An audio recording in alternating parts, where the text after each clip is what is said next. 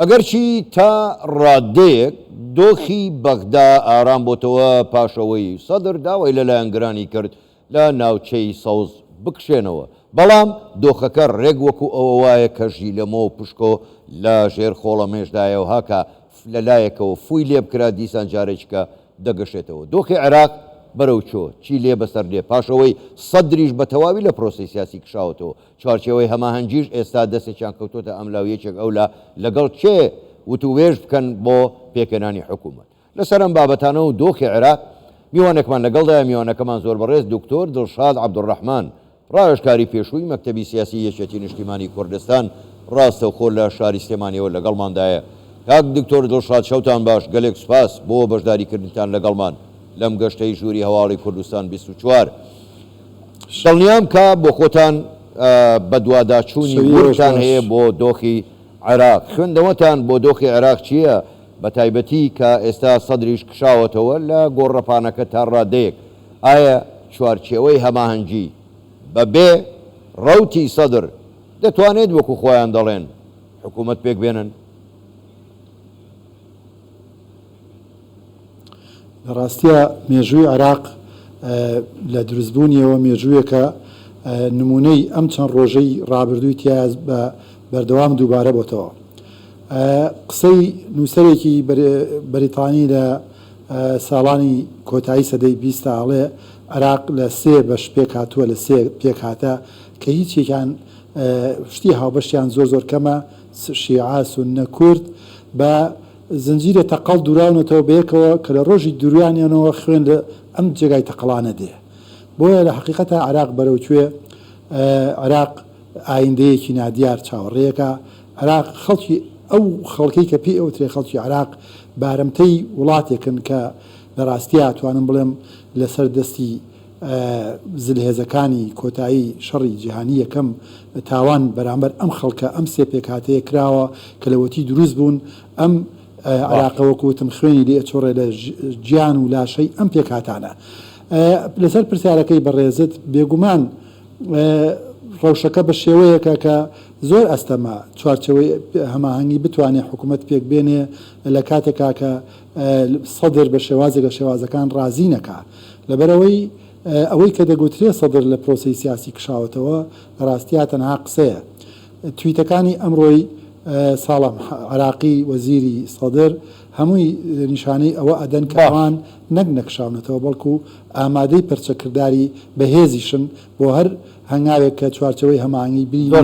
بەدەر لە خواستەکانی ئەمان. زۆر باشە کاک دڵشادیەوە ئاماژەتان بە خاڵێکی یەکجار گرنگ کرد. من دوایتر دێمەوە سەر پرسیارەکانم سەبارەت بە عێراق، ئەوەی کە عێراق لە سەردەستی زلهێزەکانە پاش جەنگی یەکەمی جیهان دروست کراوە، هیچ پێکاتەیەک لەگەڵ پێکاتەکەی تڕێک نیە و پێشان خۆش نیە لە ناو عێراقدا بن. کەواتە بەڕای ئێوە باشترین چارەسەر بۆ دۆخی عێراق، بۆ دۆخی پێکاتەکان بە کورد و شیعە و سوننەشەوە باشترین چارەسەر ئەوە نییە یان ئەوە تا عێراق بکرێ بە 3 وڵات 3 دەوڵەت، یاخود بکرێ بە 3 کۆنفیدرالی تا هیچ نەبێ هەر کەس لە ماڵی خۆیان ئازاد بێچی یەکا بیکات؟ لە ڕاستیا باشترین چارەسەر ئەوەیە کە ئەو وڵاتانەی بەرپرسیارن لە ئەو تاوانەی بەرامبەر بە ئەم خەڵکیان کردو کە وەکو وتم پیانەوە تێ خەڵکی عێراق ئێستا ئەو پاداشتی ئەو تاوانەیان چۆن ئەڵەی ڕاستکردنەوەی ئەو هەڵە مێژوویە گەورەیە ئەوەیە کە حقیقەت ئەم وڵاتە هەڵوەشێتەوە. لەبەرەوەی ئێستا تۆ پێم بڵێ تاوانی ئەم خەڵکە چیە کە بەبارمتە گیراوە؟ یعنی ئێستا ئەم خەڵکەی کە شیعە سوننە کورد بەبارمتە گیراون بۆ ئەوەی وڵاتێک کە بێت کە لە چوارچەوەیەکە کە پێی بوترێ عێراق، لەبەرەوەی بەرژەوەندی وڵاتانی دراوسێ بپارێزێ ئەم وڵاتە، بەرژەوەندی وڵاتانی تری زلهێز بپارێزێ، نەوت بڕوا. ئەمانن کە ئەم عێراقی لێ پێکاتووە. ئیتر قیروسیا لە شیعە، قیروسیا لە کورد، قیروسیا لە سوننە کە زیندە بەچاڵەکرێن، ئەنفالەکرێن، کیمیابارانەکرێن، شەڕی ناوخۆوە بێ. ئەمانە بەڕاستی بەرژەوەندی ئەم وڵاتە تەنها و تەنها وڵاتانی دراوسەی عێراق و وڵاتە زلهێزەکانی دنیا بەرژەوەندیان لە مانەوەی ئەم پێکاتە هەیە. دەنا نە شیعە نە سوننە نە کورد هیچ بەرژەوەندێکیان لە مانەوەی ئەم عێراقە نییە. بۆیە هەق وایە پێش ئەوەی کۆمەلگای نێودەوڵەتی هەنگاو بنێ بۆ ئەوە عێراقەکان خۆیان سیاست مەداری عێراقیەکان خۆیان بێنە سەر ئەو واقعە کەمانەوەی ئەم عێراقە بەم شێوەیە بەردەوام ئەبێت چۆن لە 100 ساڵی ڕابردوودا بەردەوام خوێنی لێچۆڕاوە دڵنیا بن بەردەوام 100 ساڵی تریش بەردەوام بێ ئەم عێراقە بەم شێوەیە هەر خوێنی لێچۆڕێ باشە تا کەی نەوەکانی ئایندەش باجی هەڵە مێژووی و تاوانە مێژووی کە کراوە بەرامبەر مەم خەڵکە بەڵێ هەڵۆشانەوەی عێراق لە بەرژەوەندی خەڵکی عێراقا لە بەرژەوەندی عەرەبە سوننەیە شیعەیە کوردە لە کۆتاییشدا لە بەرژەوەندی ئارامی و ئاسایشی وڵاتانی تریشە ناکرێت ئێمە لە ڕاستیا بەو بەرژەوەندی تەسکانەی کە ئەمڕۆ بیری ئەەکەینەوە میلەتێک خەڵکێک 40 ملیۆن ئینسان بە بارەمتە بگیرێ لە ڕاستیا هەموو بارەمتەی سەیرێکی واقعی ئەمە بکە لە 1920ەوە کە عێراق دروست بە فەرمو بزانن ئەم خەڵکە چ ڕۆژێک ئارامی تیاگیراوە تۆ سەیری زانایانی دەروون ناسی بکە کە باسی شیکردنەوەی دەرونی ئەم خەڵکاکەن کە لە ناچوارچەوەی عێراق هەیە هەموو ئەو خەڵکە بەشێکی ئجگار زۆری تو نەخۆشی دەرونی تووڕەبوون ئاوارەبوون دەیان ملیۆن لەم ئینسانانە چونەتە دەرەوەی ئەم وڵاتە و ئەم سنوورە و دەیان ملیۆنی تریش هەر دەرفەتێکیان بۆ بکرێ ئەم سنوورە بەجێ هێڵن لە ڕاستیا بۆیە هەقوایە پێش هیچ وڵاتێکی تر پێش هیچ کەسێکی تر خودی ئەم عێراقیانە خودی ئەم هێزە سیاسیانە دابنیشن لەسەر مێزێکی گفتوگۆ بە شێوازەکان ئەم عێراقا دەسەڵاتەکانی لە ناوەندیەوە لانی کەم بترازێن بۆ نمونە هەر تەنانەت ئەم عێراقە فیدرالی کە ئێستا عێراقێکی فیدرالی ئەگەر ببووایە بە فیدرالی حەقیقی بۆ نمونە کاتێک خەڵکی بەسرە داوای فیدرالیەتیان کرد ڕازی ببوونایە فیدرالیەتیان بدایە بە خەڵکی بەسرە ئێستا ئەم ململانی قورسەی کە لەسەر دەسەڵات هەیە لە نێوان شیعەیە بەو شێوازە نەبوو چونکە دەسەڵاتەکان بەژەکرا دەسەڵاتی فیدرالیەکان بەژەکرا بۆیە لانی کەم ئەوەی کە ئێستا ئەتوانرێ بکرێ بابێن عێراقێکی فیدرالی تەواو بۆ ڕێگە بن کە خەڵکی پارێزگای بەسرە داوای فیدرالیەکان ڕێگەی بدەن بە پێی دەستور کاتێک خەڵکی ئەنبار و ناوچەکانی تر داوای فیدرالیەکان ڕێگەی بدەن بە پێی دەستور بەواز لەو مرکزیەتە بێنن لە بەغدا و دەسەڵات چییە؟ دەسەڵات بەسەر سەروەت و سامان دەسەڵات هەر ئەوە نییە بەڕاستی تۆ بێ دەسەڵاتی دانانی محافظ و وەزیرتە بێ نەخەیر بۆیە ئێستا زۆر پێویستە ئەو دەسەڵاتی کە حکوومەت یاریمی کوردستان ململانەی لەسەرکرێ و شیعە و سوننە بە شێوازەکان لە 2023 دژایەتیەکەن ئەویش دەسەڵاتی حکوومەت بەسەر سامانە سروشتەکانی خۆیان ئەم دەسەڵاتە بجێ بە پارێزگاکانیش چونکە کاکە حاکم کاتێک خەڵکی بەسرە خەڵکی ناسریە دەسەڵاتیان ئەوێ بەسەر سامانی سروشتی خۆیاندا ململانەی دەسەڵات لە بەغا کەم ئەبێتەوە چونکە ئێستا بیرمان نەچێ ململانەکە بوو ئەو ملیارەها دۆلارەیە کە بەهۆی نەوتی بەسرە و نەوتی کەرکووک و شوێنەکانی ترەوە ئەفرۆشرێ و ئەم شەڕە لەسەر ئەم پارە و سامانەیە کاتێک ئەمە بەژەکرێ توندی و گرژەکان خاوە بنەوە بۆیە لانی کەم ئێستا ئەبێ هێزە سیاسەکان لەسەرەوە پێک بێن کە بەڕاستی ئەم عێراقە بەم شێوازە نابێت بمێنێ بە دەسەڵاتەکان بەش بکرێت لە مرکزێکی تەواو و ئەوەی کە پێوترە فیدراڵەتێکی تەواو بچەسپێ ئەمە شتێک لە ئازارەکانی عێراق ئەهۆنتر دەکاتەوە. زۆر باشە کاک دڵشاد دەست خۆش جوانت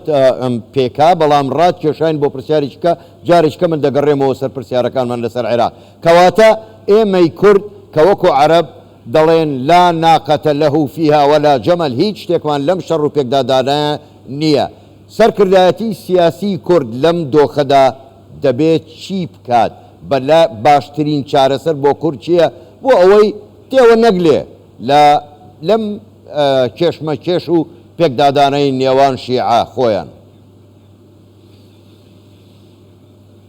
لە ڕاستیە باشترین چارەسەر ئەوەیە کە هەر ئێستا چۆنڵی ئێستا باشترە لە سبەینێ سەرکردایەتی پارتی وێکێتی بە تایبەتی بەڕێز بارزانی مەسعود بارزانی بەڕێز باڤڵ تاڵبانی کە ئێستا دەسەڵاتی یەکەمی یەکێتی نیشتیمانی کوردستانی هەیە و یەکێتی لەو فرە باڵی و فرە جەمسەری و ناوەندە بڕیارە جیاوازانە دەرچووە ئەم دوو حیزبە دەسەڵات دارە لە هەرێمی کوردستان بێن نەخشە ڕێگایەکی یەکگرتوو بەیەکەوە و من ئێستا بیستم کە نیازی ڕێکەوتنێکی نوێیان هەیە ئەم ڕێکەوتنە نوێیە بە زووترین کات بێتە ئەنجام و بەیەکەوە بچن بەرگری لە مافەکانی خەڵکی کوردستان بکەن بێگومان کە ئەو دوو حیزبە ڕێکەوتن حیزبەکانی تریشیان لەگەڵا هاوکارە بن و بێن بەیەکەوە بچن بەرگری لە مافەکانی خەڵکی کوردستان بکەن چونکە بیرمان نەچێ ئێمە لەبەر هەڕەشەیەکی گەورەداین هەم دەرفەتە هەم هەڕەشەیە ئەوەی کە باسم کرد یەکەم بە زمانێکی زۆر ئاشکرا لەگەڵ سیاسەکانی عێراقا باس لەوە بکرێ کەم عێراقا مانەوەی بەم شێوازە مرکزێتی کە هەیە ئەمە دەرەنجامەکەیەتی ئێستاش ئاوی پیا بکرێ وەک خۆت وتت ئەم ژیرەمەوەی ئەگەشێتەوە ساڵێکی تر نادوانی تر بۆیە هەتا زووە شێوازە لە شێوازەکانی حکمڕانی کەلانی کەم ئەم فیدراڵەتی کە ئێستا هەیە ببێ بە فیدراڵەتی دابشکردنی سەرۆت و سامان بەسەر سەرجەم عێراقیەکاندا و ئەو نەگەڵی کە چۆن لە سەرتاوە کورداوای فیدراڵەتی ئەکرد ئەوان دژی بوون ئێستا بە حەقیقی فیدراڵێت دەرمانی چارەسەری هەندێک لە کێشەکانی عێراقەکە بۆ خەڵکی بەسڕا بۆ خەڵکی ئەنبار بۆ شوێنەکانی تر باش ئێمەی کورد بەداخەوە لە ساڵی ڕابردوودا بە تایبەتی زۆر خراپ سیاستمان کرد تەنها و تەنها بیرمان لە بەرژەوەندی حیزبیەکی تەسک کردەوە و لەوەیە زەرەرمان کرد لەوەیە ناوبانگی کورد مانسوو کرد بۆیە زۆر گرنگە ئێستا ماڵی کوردی یەک بخرێتەوە بۆ بە یەکەوە